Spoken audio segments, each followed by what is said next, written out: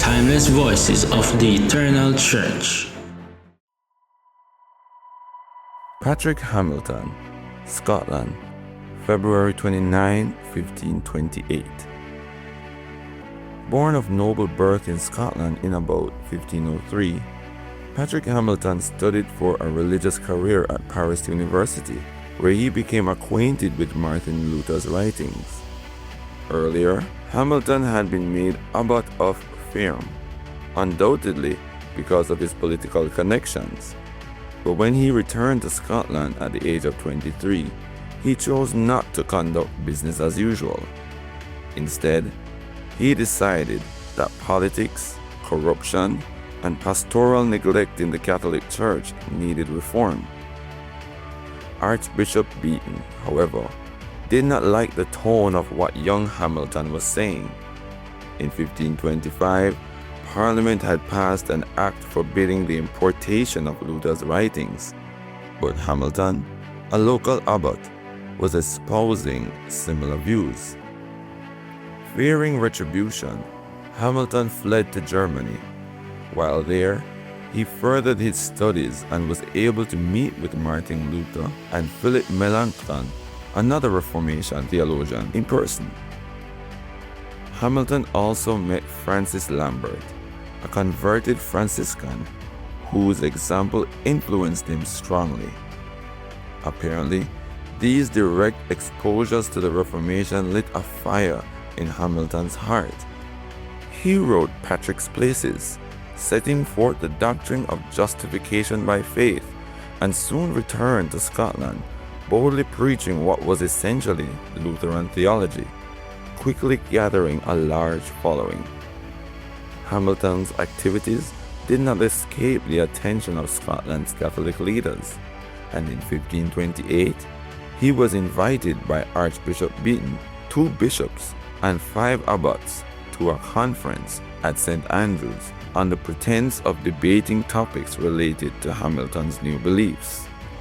Archbishop Beaton assigned Friar Campbell, a Dominican, to meet with Hamilton and pretend he was persuaded by his ideas so he could ascertain the scope of Hamilton's heresy. Once Campbell had gathered sufficient evidence, Hamilton was arrested in the middle of the night and thrown into prison.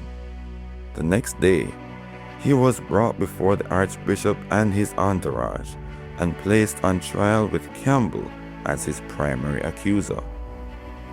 It took very little time for this hastily assembled court to find him guilty of heresy and strip him of all dignities, honors, orders, offices, and benefits of the church, and hand him over to the secular authorities for punishment.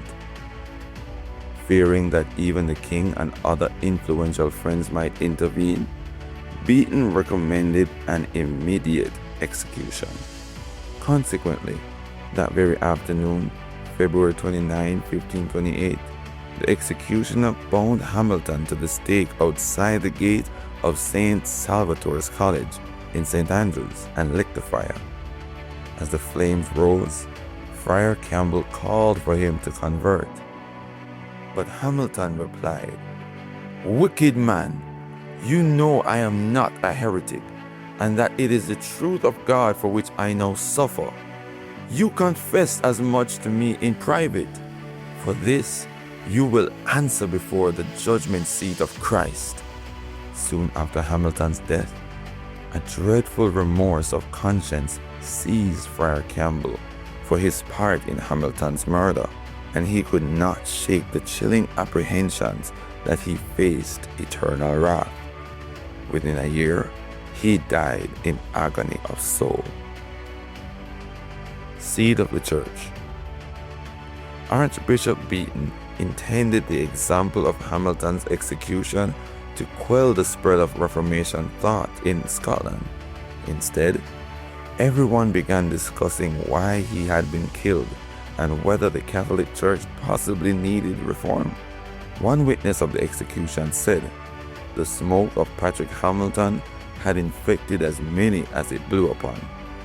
One of those whom it blew, though not literally, was John Knox, the Scottish chaplain to Edward VI, of England. He picked up Hamilton's torch and opposed the rule of the Roman Catholic Mary, Queen of Scots, successfully helping to found the Presbyterian Church of Scotland in 1560. Galatians 3 verse 4 says, "You have suffered so much for the good news. Surely it was not in vain, was it?"